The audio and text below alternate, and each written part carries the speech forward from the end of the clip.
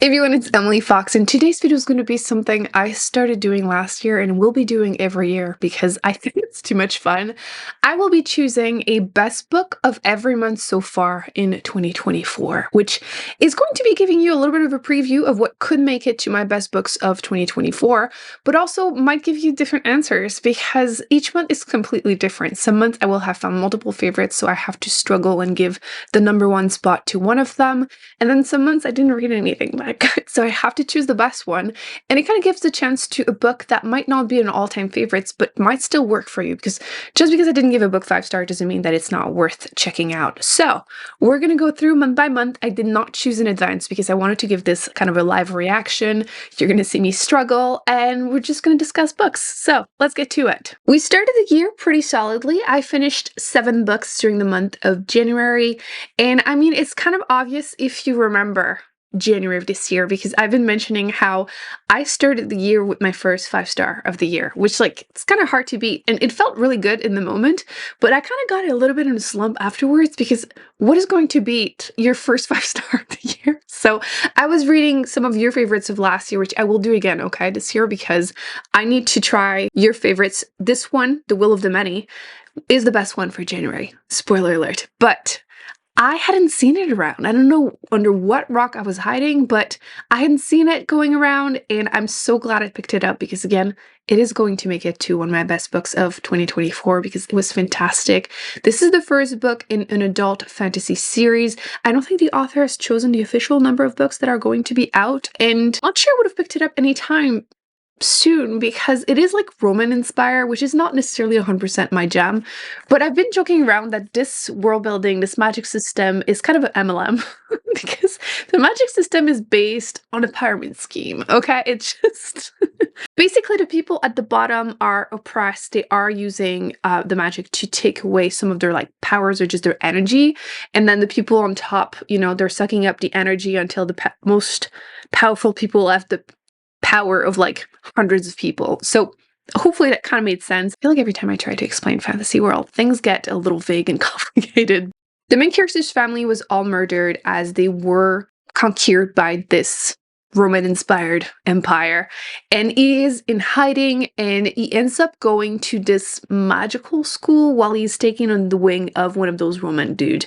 And he is there to investigate like a murder investigation, but he obviously has his own goals there, and he's forced to kind of make some friends, kind of try to not make too many enemies. I really enjoyed actually the friendships in the book. I think this is one of the strengths of the story. I enjoyed the world building. I'm intrigued. I personally really love magical school, so I feel like right there I was kind of sold. I do think there were some interesting twists. I do have to say, this was my first book by the author, which I've read another one. You might see it later. We'll see. And I felt like at times some of the things were a little convenient. Like there's one scene, I'm going to keep this vague, but like the wolf scene felt a little convenient. That was one of them. Or it felt like the character per se didn't, like, he didn't get tired, like ever. So that's why when I first finished it, I was like, this is a tentative 5-star, but I still feel like this was one of the best books that I've read this year. I am looking forward to continuing because the ending was something, and we'll see if I'm still in love with the world building, the magic system, as we explore, you know, outside of that magical school setting. But so far, I think this was my best book for January. Although, quick shout out to Quackery for a nonfiction. That was a solid one too. Okay, February was a heck of a month. Every year I do my 1 week, 1 shelf challenge, which somehow makes me read way too many books. And I finished 11 books, which is kind of insane. But I think the best one that I read ended up being The Goblin Emperor, which is also fantasy. I feel like this year I was trying to go back to fantasy, and I definitely have found some really good ones. And this was a forgotten book on my shelf. It had been on my shelf for years and years, like at least 5 years. And it's a standalone. There are some companion novels, but you can totally read this on your own, which not enough fantasy are pure standalone. I feel like authors are being pushed, probably by the industry, to come up with like duology, trilogy, trying to stretch it to make more money, which makes sense. But I really enjoy the fact that this one is really self-contained. You have a main character who is the son of the second wife of this emperor. His first wife, who he truly loved, passes away, and he's kind of forced to take a second wife, doesn't really care for her. And whenever she passes away, he just pushes the son away. to live his life because, again, doesn't care for him. So he's completely isolated. He hasn't met his dad in like years and years and years.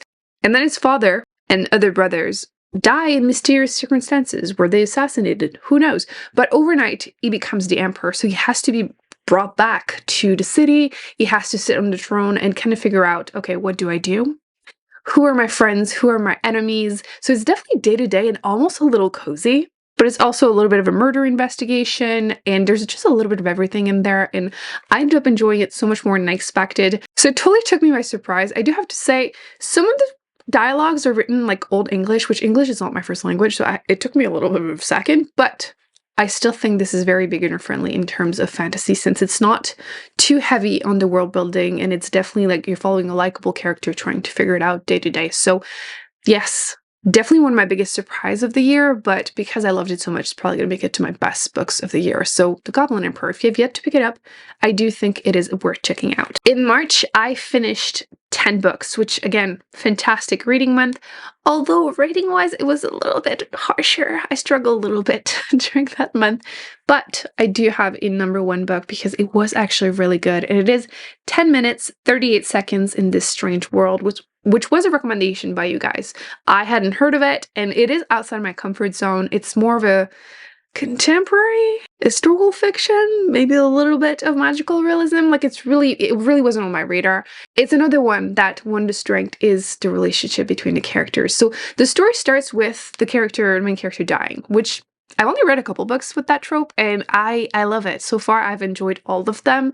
The main character was a prostitute, and she's left in a dumpster. And you are following her in her brain for the 10 minutes, 38 seconds that is left for her life. So you're getting the flashbacks of her life, the important moments, and mostly the important people in her life. So that's the first part of the book. And then you kind of see the aftermath through the eyes of her friends. And oh my gosh, I really enjoyed the characters, and I got really sucked into the story, and I wanted to read more by the author, but this was so far a fantastic book, and it definitely saved my March. There were still a few good books, but a lot of disappointments that month, but I think we're going to give this one the number one shot for the month of March. April, I only finished 6 books. Only. And I feel like future Emily might look back and wonder why I'm choosing this one, because it could be 2 books. But I decided that we're going to go with the vibes, live reaction, and I'm going to give it to One Dark Window, which is technically the first book in a duology. And I've been calling it YA fantasy. People seem to be going back and forth if it's adult YA. It gives me personally very strong YA vibes because it feels a little bit like those dystopians we grew up on, a lot of us. And it has like insta-love and like classic tropes that you see a lot in young adult books. So I don't know if it's personally like if the author meant for it to be adult or not, but I'm categorizing it as YA. And it's a little surprising that I enjoyed it so much, but it was so readable, and I was struggling in a reading slump during the month of April. So it kind of saved my month a little bit. And it's one of the other ones that if I try to explain the world building, it's a mess. But essentially, the main female character, she lives in a world where the magic was corrupted, and there's this mist that makes people sick. And when you survive that sickness, you develop magical powers, but if you are found out, you are killed. And when she was a kid, she got sick, and she thinks she's perfectly normal, even though she can hear this monster in her head. That's cool. But also in that world building, there are magical cards that give magical powers, and those are totally fun. You're allowed to use those, and the king is trying to collect all of them in order to reverse, the curse, the mist. And the main female character ends up trying to go on that mission. We're going to keep that vague because there's the insta-love happening. And I had heard that book 2 was better. I did try it, and I think book 1 is better. So personal opinion, but it was extremely readable. It's exactly what I needed at the time. So if you are someone that enjoys YA fantasy and maybe you're in a slump too, don't mind insta-love vibes, this was good, okay? I enjoyed it. No shame. I think May was officially the roughest month for me. This is what I mean by I was in a slump a little bit. I've been really focusing on decluttering my shelves in 2024, to be completely fair. So I've given up on a lot of books throughout the year. But in May, I finished 8 books, and I didn't give 5 stars to any book. So keep that in mind. I'm struggling right now to find a favorite. But if I had to give, actually, I've only finished 7. One of them I put on there and I didn't finish it, but I wanted to review it. So 7. 7. Oof. I think I'm gonna give it to The Old Man's War by John Scalzi. We're gonna go with that. I did read the first 2 books in that trilogy. Actually, I think it's been extended, but the first 2 books in that series, and we're giving it to the first book because the premise is really fun. The author tends to write a lot of sci-fi with really fun premises. He does tend to also write the same character over and over again, which sometimes it works, sometimes it doesn't, but mostly like dad characters, like dad jokes a lot, and this one is no different. So you have the main character. In that world, people that hit 70 are sent to war in space. And they have to sign up like 10 years prior. And they don't really know what happens. It's been hidden. But they basically tell themselves, well, you know, if I'm 70 and they want to use me for war, they're going to have to figure out how to give me a new body, a young body, so I can have quick reflex. So they tell themselves, well, new adventure, I'm about to die anyway. So, you know. And in the case of the main character, his wife passed away within those 10 years. So he's definitely deciding to go into that. So you're following him, going to war in space, and a lot happens. A lot happens.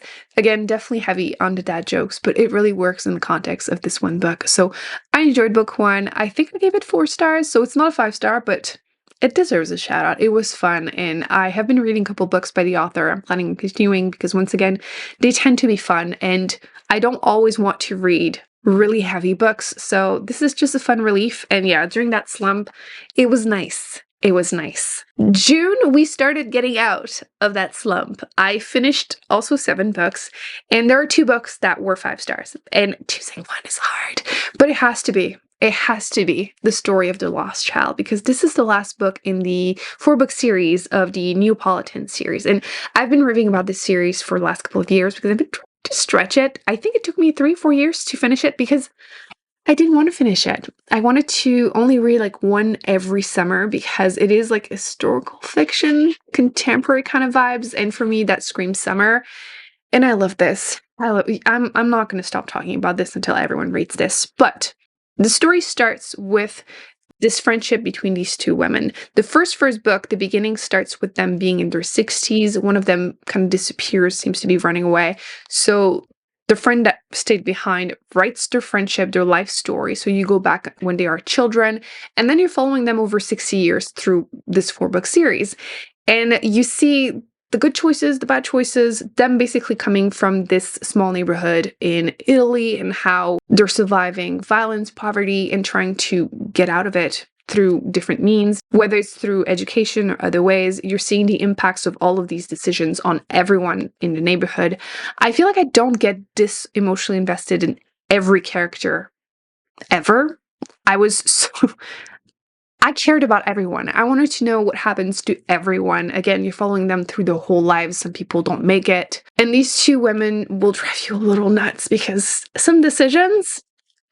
But I feel like it's one of those series where you can reread it multiple times, and depending where you are in your life, you will feel differently about some of those events. Because again, you're following them from like the age of 5 to 60 plus, so your own perspective will affect your perception of it. So while it is about, again, poverty, violence, it's essentially about class, and you are seeing some of the events that happen in Italy because it is based there, and I had basically no knowledge. I'm Canadian, and we don't really learn much about it. So it was really interesting to see all of it, and I feel like I can never explain properly how good this is. Obviously, it's not going to work for everyone, but I was so emotionally invested in these 2 characters and love it.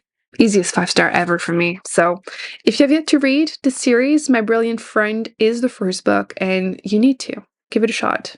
In July, I also finished 7 books.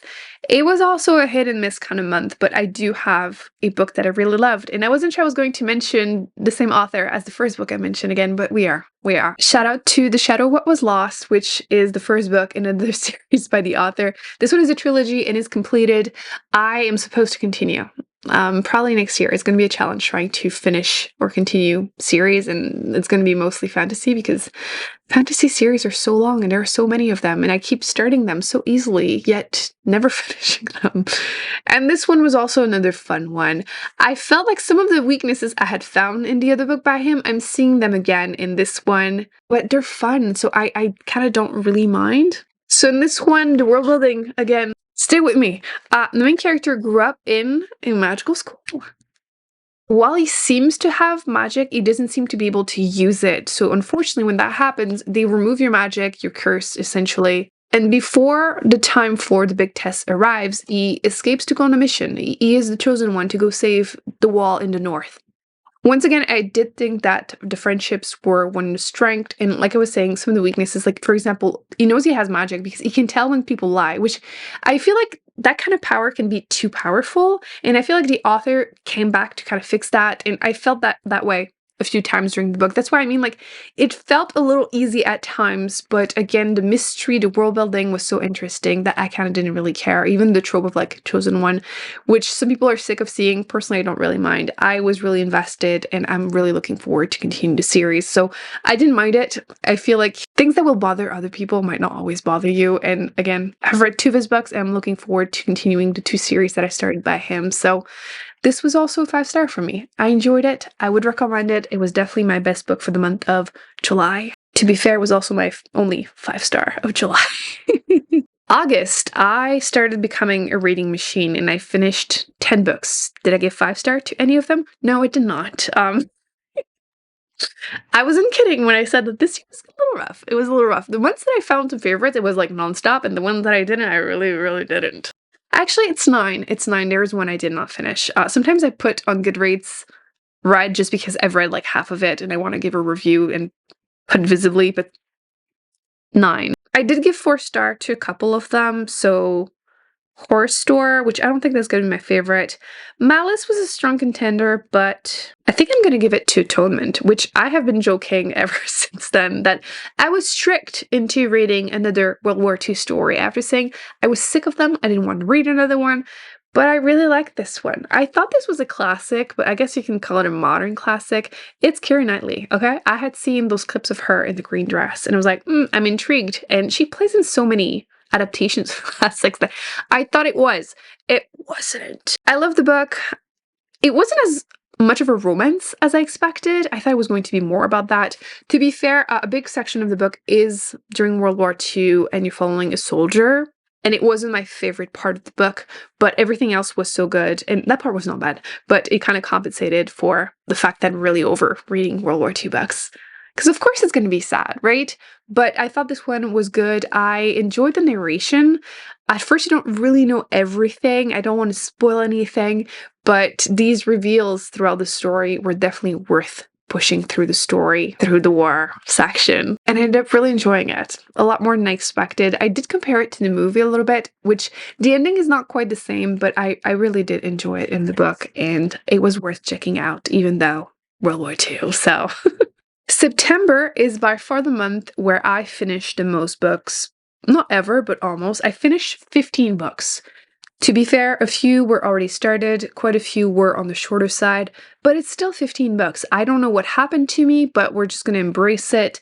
Were there any 5-star actually? Oh, I think there's only 1 5-star, but there were a couple 4. I had genuinely a good time, and the ones I didn't care for, I really didn't, which can be really fun. Because, like, I feel like the most boring reviews are the books that are just, they're fine. Like, I don't have anything to say. They were fine. But then the ones you really hate, oh, those are fun to talk about too. But my best book for the month of September was Gone Girl, which I feel like I was so late getting around to reading this book. I had first tried it before watching the movie, and I put it down because I couldn't stand Nick. And, like, looking back, it makes sense. Then I watched the movie, and 10 years later, pretty much, I gave it finally a proper chance, and I really loved the book. I feel like it's even better than the movie for most of the content, and I feel like it added a lot more depth to Amy's character, and Nick too, actually. I feel like I hate him even more in the...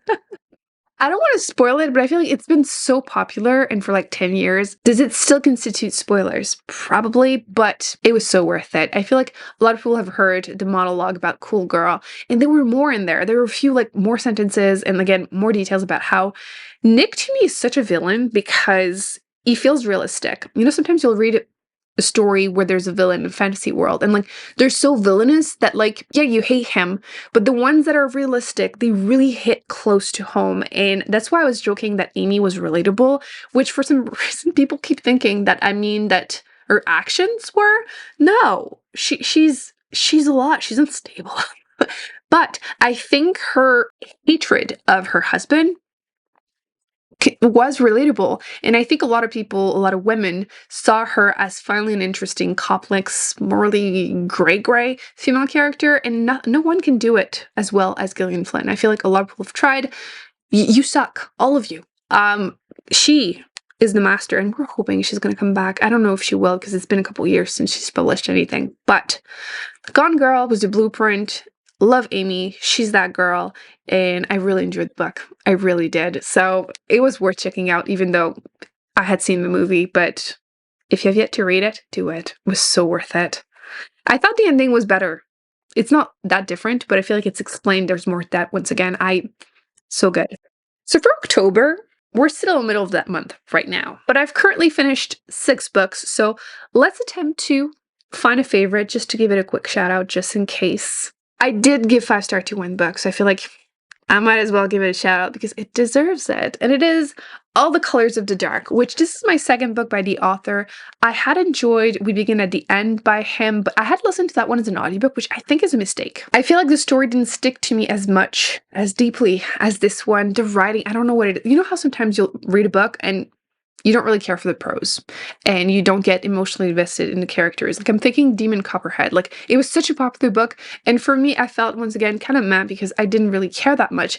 And this one, there's something about his writing that just works for me. I was so emotionally invested. The story starts with this boy who believes himself to be a pirate because he's missing an eye, and he ends up saving this girl from being kidnapped, and he is injured and then himself kidnapped. It's been a thing. A lot of girls have been kidnapped in the neighborhood, or more like the towns really around, and he saves that pretty rich girl, and then you're following the events for the rest of their lives, and especially following the story through the eyes of his like female best friend who is left behind. And I understand some of the critiques that I've seen. Again, some people find it long and boring, which fair. And a few people mentioned that it seems to center really the male character, and like you're seeing all the female characters around him. And I don't disagree, but once again, sometimes you just love the writing so much that you will look past some of the weaknesses, and that's how I'm feeling about this. I love this. I'm running it up to a 5-star because I think it deserves it. But yeah, it's 600 pages and it's very character driven. So I understand once again why people would find it boring, but the writing just spoke to me. So I tend to be a little bit more of an action-driven kind of book person, but this one worked. It just did. So this would be my current list of my best books of 2024 if I were to choose one per month. It was kind of hard because, again, some months I had a few that I really enjoyed, and some months this year were so rough. But I thought it was a fun way to share some of the books that I think you should check out. I hope you enjoyed this. Thumbs up, subscribe. I'll put on the screen the one that I did for last year, and then more videos that I think you should check out. Definitely subscribe if you don't want to miss out on my actual best books of 2024, but that kind of gives you a little bit of a preview, and I will see you soon. Bye.